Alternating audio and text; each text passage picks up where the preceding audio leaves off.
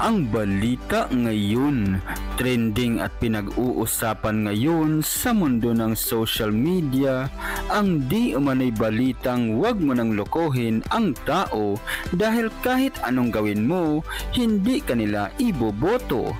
Mukhang hindi nga raw nakumbinsi ang maraming mga taga-Laguna sa tila mabubulaklak na salita ng controversial congressman at governor aspirant na si Dan Fernandez matapos ang naging controversial video nito online kung saan tumabo ng 100,000 views nang sabihin nitong sa sariling bulsa lamang daw niya manggagaling ang ipamimigay nito sa tao na siyang hindi naman pinaniwalaan ng kahit kanyang nasasakupan na distrito. Pero bago ang lahat ay kung bago ka pa lamang sa aming channel, please huwag kalimutang mag-like, subscribe at i-click ang notification bell para mas lalo ka pang maging updated pa sa lahat ng mga bagong video na i-upload namin.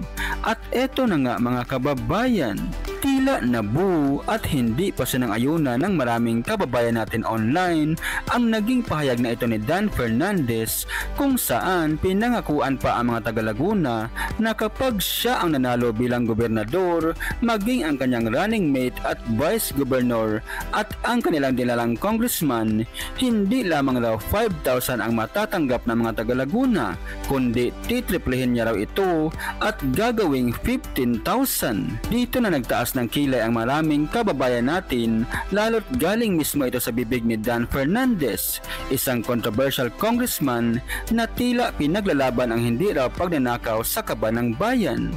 Sa naging statement ng nasabing Laguna representative, hindi kumbinsido ang kanyang mga kababayan na sa sariling bulsa niya manggagaling ang ipamumudmud dito sa tao, lalo tila veterano ra ang mga politikong kaalyado ngayon ng gobyerno sa pagnanakaw sa maraming Pilipino. Dahil dito, binatikos siya ng kilalang lawyer at consultant na si Atty. Libayan kung saan ipinaliwanag na posibleng harap-harapang vote buying ang ginagawa na ito ng Laguna representative na para makumbinsi ang tao, papangakuan niya ng pera ang kanyang mga taga-distrito para lang siya manalo sa kanyang ambisyong maging pinuno at maluklok sa pwesto bilang gobernador. Ayon kay Atty. Libayan, tila ang ayuda nga raw ang makabagong vote buying ng mga politikong tila sinasamantala at ang kahirapan na mayroon sila para lamang makumbinsi na sila ang ihalal sa darating na eleksyon.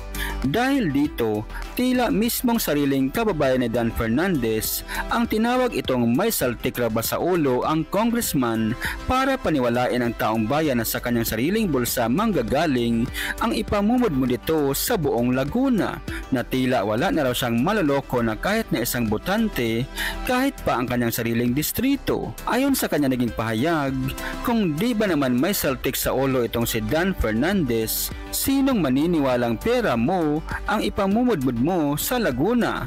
Wala kang maloloko, hoy. Alam ng tao na pera din nila yan, katas ng buwis ng bayan at hindi galing sa bulsa ng mga politician. Kami pa gagaguhin ito, ibasang-basa ka na ng tao kahit hindi mga taga-distrito mo.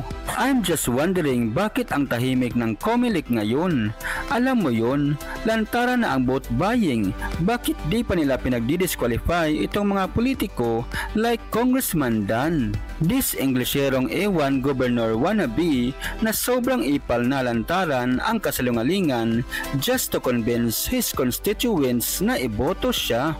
And he even promised na kapag siya at ang mga ka-team niya ang nanalo, yung 5K na ibibigay nila gagawing 15K.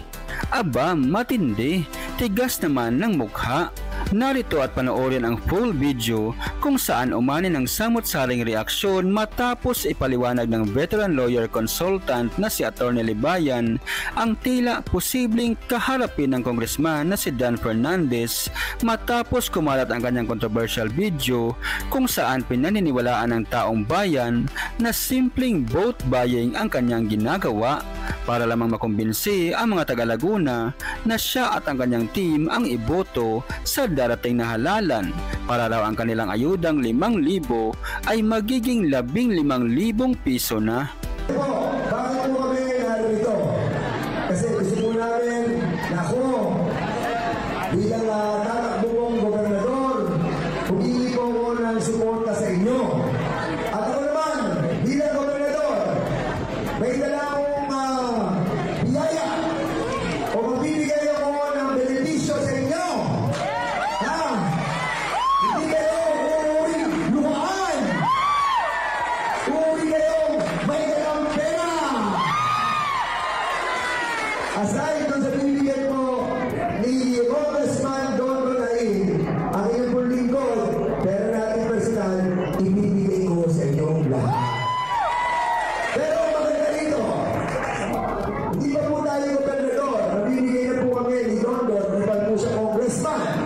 Lalo higit, pag siya na naging congressman, ako naging governor, si Vice Governor ang magiging Vice Governor de Romante.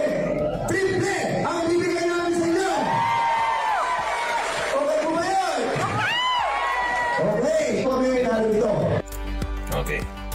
Ito po si Congressman Dan Fernandez. Title dito, paano mangampanya si Dan Fernandez? Okay? Nasa feed your mind. You will not be aluhaan, sabi. Tapos yung mga comment dito, si Dan Fernandez ay isang, yan no, kasi sabi niya si Kenchi got this. Okay. Vote buying na to ah. Bakit walang action ang Comelec? Yan. Kunin at tanggapin ang biyaya at umuwi sa bahay na nakangiti at matulog ng mahimbing. Well, kung dito si Kenchi got this, dun sa sinasabi niya, no, if really, of course, hindi naman natin sasabihin na vote buying kasi ang magsasabi dyan korte. Kaya nga pag-aaralan natin yung elemento lang ng vote buying. Okay? Ngayon, mga kapatid natin, if this is really vote buying, no, bawal din ang tawanggap ng pera. Kasi sa vote buying, mga kapatid natin, the seller and the buyer both are prosecuted. Okay? So sabi ko niyan, inaalaw na ng Comelec ang ayuda ngayon na palagay sa TV, kaya maging mapanuri tayo baka madayan totoo mananalo sa 2025 election. Tingin mo ayuda yan? Nagkampanya siya pagka-gobernador, hindi mo ba narinig sinabi niya? Kung di ayuda, vote buying yan. Sabi ni Cecil Sagun. Vote buying syempre. Isa lang lab ko, vote buying yan. Sabi ni may BBO shop, opo, may pinahayag ng Comelec na pinayagan nila, Diyos ko, wala na talaga. Alam nyo kasi, yan din ang hindi ko gusto yung pagbigay nila ng ayuda, dapat wala na lang yan. Kaya lang, parang ang sinasabi ng Comelec kasi doon, ay dapat pag magbibigay ng ng ayuda, yung mga legitimate naman na government agencies. And I think mga kabats natin, it is still illegal to give money for campaign purposes. Tingnan natin kung ano kasi nangyari dito. Ba't sila galit na galit at sinasabing vote buying daw?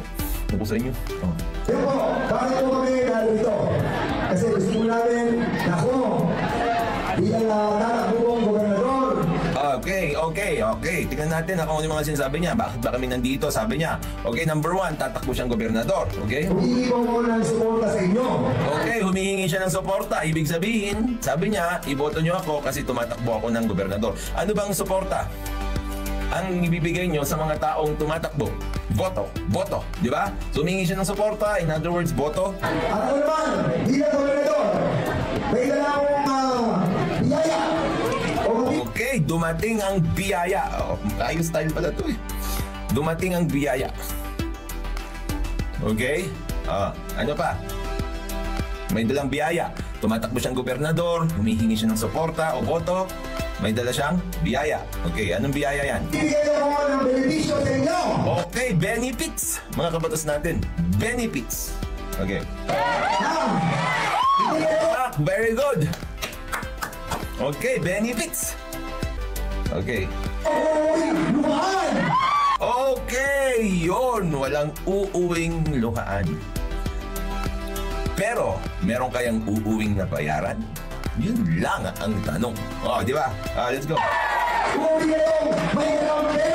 Oh, money. Okay, so, tumatakbo siyang gobernador, humihingi siya ng suporta, boto of course, tapos mamimigay siya ng pera. Para saan? Okay. Yes! Aside doon sa bibigay mo ni Congressman Don. Grabe, ano nang nangyayari sa Pilipinas ngayon, no? Kadiri na talaga. Isipin mo, ganyan yung nangyayari sa'yo. Parang binibigyan ka na lang ng pera, tapos tumutuwa kayo. Ni Congressman Don Ronay, ang iyong lingkod, meron natin President. Okay! Mga kabatas natin, personal na pera ang ibibigay niya. Personal na pera. Para saan? Sa inyong lahat. Pero magdalino, hindi ba mo Sabi ni Rianel Venice Babaw, grabe vote buying dati patago. Gabi nagaganap, tinatawag nila gapangan ngayon, lantaran na. Hindi naman siguro vote buying ito. Well, totoo yan sinabi ko. Pag-aaralan lang naman natin yung vote buying. Personal na pera niya, okay? Ewan ko, vote buying ba yan? Aralin lang natin yung mga elemento, okay? tayo gobernador, ang binigay na po kami ni Dr. Ivan po sa congressman. Lalo higit, pag siya na naging congressman, ako naging governor, si Vice Governor ang naging Vice Governor de Romante. Triple ang bibigyan namin sa inyo. Okay, yan ang promise, di ba? Gawin nyo akong governor nyo. Gawin yung vice governor yan. Gawin yung congressman yan. Triple ang ibibigay namin sa inyo. Hay! Naku. Okay po ba yun? Okay na okay. Tingnan natin. May explainer eh. Dito na lang tayo sa madaling. No? Meron akong meron akong Supreme Court decisions. Kaya lang, dito na lang tayo. Dito sa Inquirer.net. Explainer. Okay? Vote buying, vote selling. Sabi ni Glantz TV, di ba bawal paglantaran? Dito sa aming grocery kasi Pasko, galante siguro siya, pero mali dahil tumatakbo siya. Kahit siguro hindi lantaran, bawal. Ikaw naman, Glantz TV. Alam niyo, hindi na lang talaga ako magtataka kung pahirap na yung mga Pilipino. Kasi hindi nila iniisip na yung mga binibigay nilang pera sa inyo, puhunan yan. Magkano lang ang sahod ng politiko? Sabi nga ng batas natin, di ba? Public service. If you want to be rich, you're not supposed to be in public service. Kasi ang daming nagre-reklamo noon, sinasabi nila, alam niyo, para hindi mangurakot yung mga politiko na yan, taasan nyo yung kanilang sahod. Di ba? Taasan yung kanilang sahod para hindi na doon sila mangurakot. Alam niyo sinabi? No. Sabi niya, if you want to be rich, don't be in public service. Kaya nga public service yan eh. Maglilingkod ka sa bayan, hindi ka magpapayaman. Pero baliktad ang nangyayari. Kaya makikita nyo dito mga batas natin, kung namimigay na ng pera yan, sinabi nga ni Vico Soto din yan, di ba? Ni Vico Soto, nakot siya doon. Kung pipili ka ng iboboto mo, piliin mo yung pinakakonti ang ginastos. Kasi nga, konti rin yung babawiin niya sa'yo. O in other words, yung kukurante. Okay? Uulitin ko ulit, hindi naman natin sinasabi na itong si Dan Fernandez ay engaged in vote buying or vote selling. Dahil tayo ay batas natin, kailangan natin pag-aaralan. Pag-aaralan lang natin. Okay? Sabi, Manila, Philippines, despite stern warnings and clear rules, vote buying and selling persists in Philippine elections. Sabi niya, sa Tagalog, mga kabatas natin, kahit pinagbabawal, marami pa rin engaged in vote buying and vote selling. Sabi niya, criminal practice daw yan. Pag criminal yung practice, ibig sabihin pwede kang makulong. Okay? Ito, sabi niya, may tough penalties kasi nga may kulong at it involves the exchange of money, gifts, or favors for votes. Wait, ano ba yung sinabi niya doon? Ano ba yung sinabi niya? Iboto nyo kami, tapos pag nanalo kami, magiging triple. Hindi ko lang alam kung pasok yun dito. Tulad ng sinasabi ko sa inyo, pinag-aaralan lang naman natin kung ano yung nasa internet na yun. For votes. Bibigay ka ng personal na pera mo para iboto ka. Tapos, kapag binoto ka, may promise ka pa na magiging triple. Hindi ko na alam yan, ha? Hindi ko na alam yan. Ito. The Commission on Elections defines vote buying as, ito na. The act of giving, offering, or promising this in exchange for votes. Oh no. Pati pala promising. So, nag-give ka na, nag-promise ka pa. Pero syempre, hindi naman natin alam kung vote buying talaga yan. Sino ba tayo? Perfect score, lagot. Kasi, sabi nga, hindi naman natin sinasabi na he's engaged in vote.